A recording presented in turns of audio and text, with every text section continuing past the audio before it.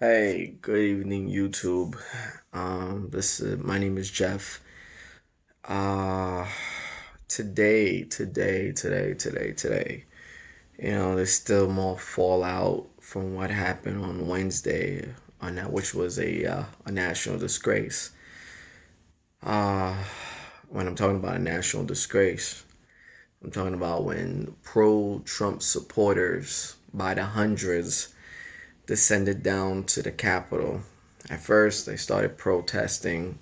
They weren't happy with the results of the election, and their actions being fueled by our 45th president of the United States, Donald J. Trump, especially using Twitter as a weapon to galvanize his rhetoric towards the pro towards the election, and using his supporters to further carry out his action, his acolytes, in a sense.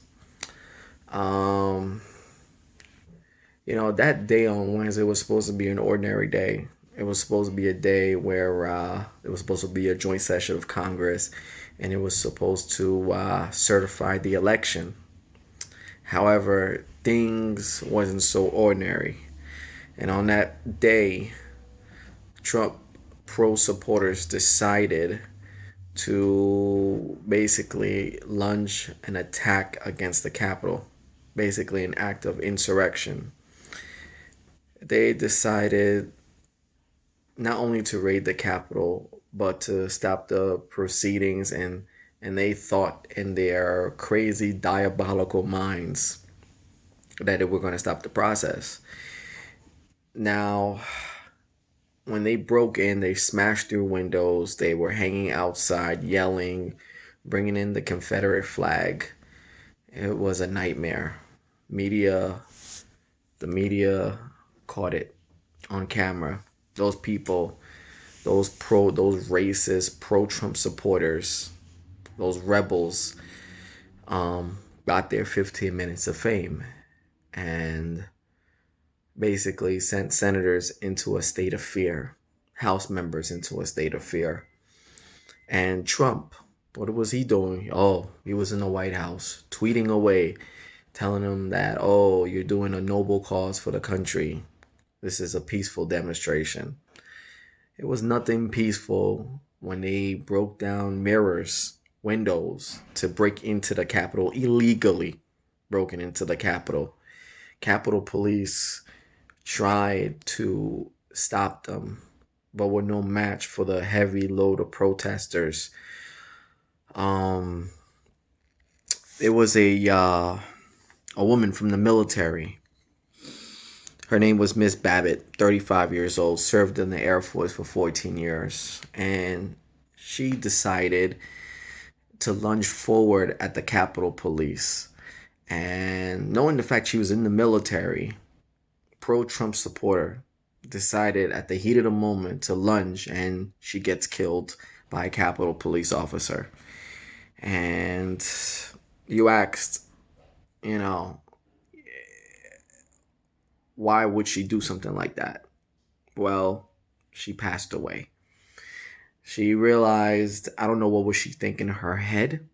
Maybe she felt like she was doing something patriotic in some crazy delusional sense, but it continued to motivate the rebels to continue to proceed. And because of what they did, um, four more other people died from the incident. Benjamin Phillip, Kevin Greason, Roseanne Boylan, and another. All died from their injuries from medical emergencies while raiding the national capital. And it is sad. And I like to send a moment of prayer for Officer Brian Sicknick. He was trampled to death, a Capitol Police officer who basically gave his life, who served in the army, who tried to stop the insurrection, and he was trampled to death. Trampled to death by a pro-Trump mob driven by our president, 45th president of the United States, with a national disgrace. This guy, this president said that, oh, I'm for the police, I'm for the army. But yet you sent your rebels to go to raid the Capitol and to take the life of someone who served for our country, someone who gave his life to basically protect the Capitol. And yet they stormed in and stomped on him and took his life. For what? For what? Because you were a big baby, you didn't want to concede the election? You're a coward, Donald J. Trump. You are one of the worst presidents I've ever seen in my life. You're worse than James Buchanan. And James Buchanan saw the nation splitting apart at the outskirts of the American Civil War in 1859 to 1860. The Civil War was coming together. States were succeeding. He couldn't do nothing because he was a worthless president. But you, I never thought you would top that record. And you certainly did that, Donald J. Trump. You went on Twitter and you went in and you put the fire. You ignited the flames. And because of your insidious actions, a Capitol police officer was killed while trying to defend the Capitol, the sacred Capitol that's been there for hundreds of years, where bodies of laws are created every day. Because of you and what you did, your ineffectiveness as a leader. Now, a lot of people say if it was black protesters, if it was Black Lives Matter that had come together and came into the Capitol and stormed the Capitol, would 4 people have just died? Guess what? Absolutely not. They would have been bodies on bodies, because that's the climate of America. You know, if it was black protesters, it would have been body bags everywhere, because they would have been quick to shoot, because apparently we're seen as a threat. But when we were protesting on the streets in Washington, D.C. for during when George Floyd was murdered by the police, we kept our calm. We kept our cool. But guess what? Donald J. Trump ran and hid under his bunker like a coward, like he is. We're not like the Trump rebels that decided to descend down into the Capitol and break windows and destroy everything in their path. Senators like Ted Cruz and some guy named Josh from Missouri. Those two, along with the president, need to be removed from office. But you know what? Donald Trump is leaving office in the next 14, 13 days. He will be taken care of when the Senate and the House impeach him for insurrection against the United States. And guess what? With that impeachment, he will be banned for running for a second term in 2024. So bye-bye, Donald Trump. And guess what? You're going to prison regardless. So bye-bye, Donald Trump. Mike Pence, people criticize Mike Pence and stuff, saying, how, he didn't do anything, how he didn't have a backbone. I wish Mike Pence stood up to Donald Trump finally, but I wish he would have stood up to him before and told the senators to impeach him during the impeachment proceedings. But guess what? Republicans are stupid. They would have realized that Mike Pence would have been president of the United States. And for some odd reason, they didn't want Mike Pence to be the president. So they're dumb. And this insurrection was caused by Mitch McConnell, who was so busy using the president to advance his own agenda, that could not see that the rhetoric, the evil rhetoric that President Trump was spreading was gonna one day blow up. And when it did blow up, the Capitol suffered. A large insurrection occurred. It's sad. It's really sad in our reality. I wonder where our country is going. We're so greatly divided.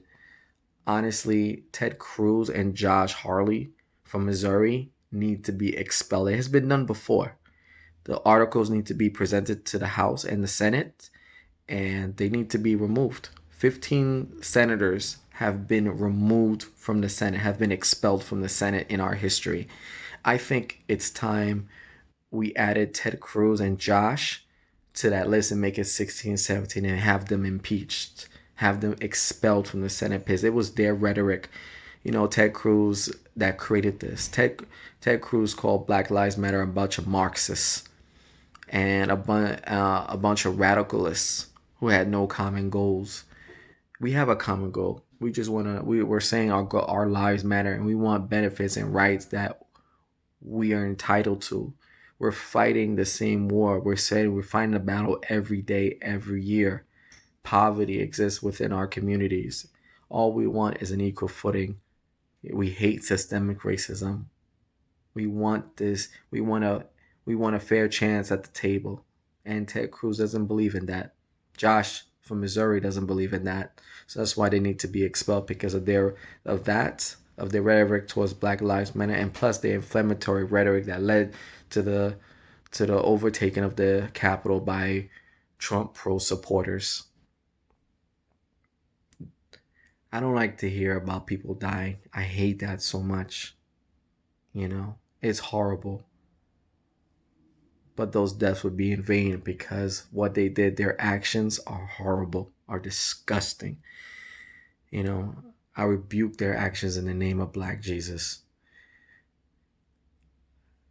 It's sad. It's just truly sad what our republic has become. You know, I can't wait until January 20th when Joe Biden is sworn in as our next president. It's like a sense of urgency. America made a bad decision in 2016 when it did not vote enough and they had this animosity towards Hillary Clinton and allowed Donald J. Trump to be elected president.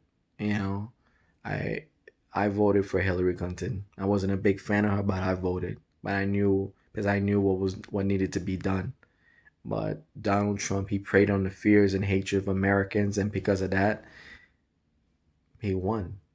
And the reflection what happened on Wednesday is a reflection of the people that voted for him. The divisionness, the division, the hatred, the separation, the isolationism. You know, Twitter has banned him. Facebook, Instagram has banned him, but it's a little bit too late. You know, his rhetoric was allowed to be spread, and now he finally conceded like there's going to be a new inauguration. Oh, he's not going to show up. Well, guess what? You're not welcome to the inauguration, Donald J. Trump. You are a horrible president. You sat by while over 300,000 Americans have died from COVID-19. You have sparked hatred from the moment you took office. And on January 20th, you could be in Florida. No one, guess what? The rest, we don't care. Yeah, your pro-Trump supporters are going to care. They're going to be in joyous celebration of you because guess what? You inflamed racist Americans. You inflamed their thought process. They weren't saying anything, but now you brought it out of them. You made them think that out loud now. You brought it to the forefront again, and now you got to deal with them.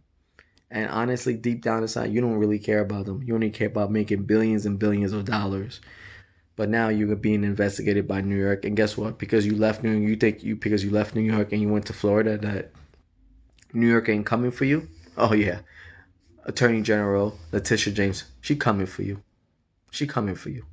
You're gonna get extradited back to New York, and you will go to prison in New York. I promise you that.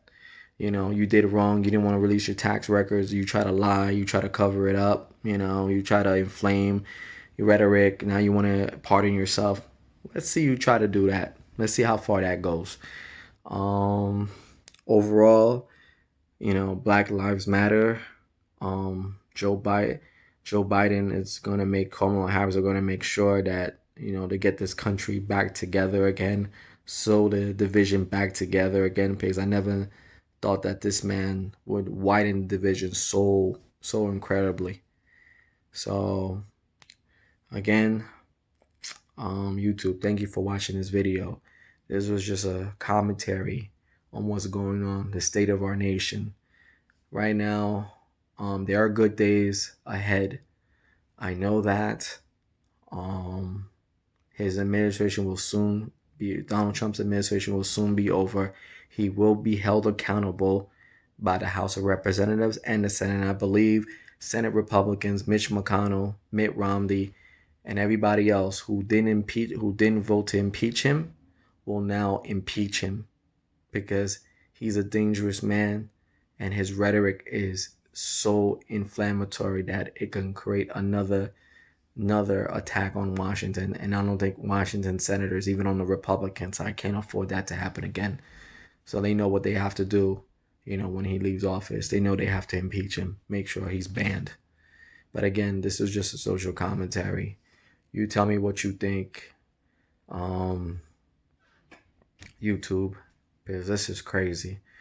You know, Imagine if it was Black Lives Matter doing that. What would have happened to us? You know, we have a lot of work to do to bring this country back together again. May God bless you guys at YouTube. May God bless this country. Thank you for your support, YouTubers. Love you guys. One.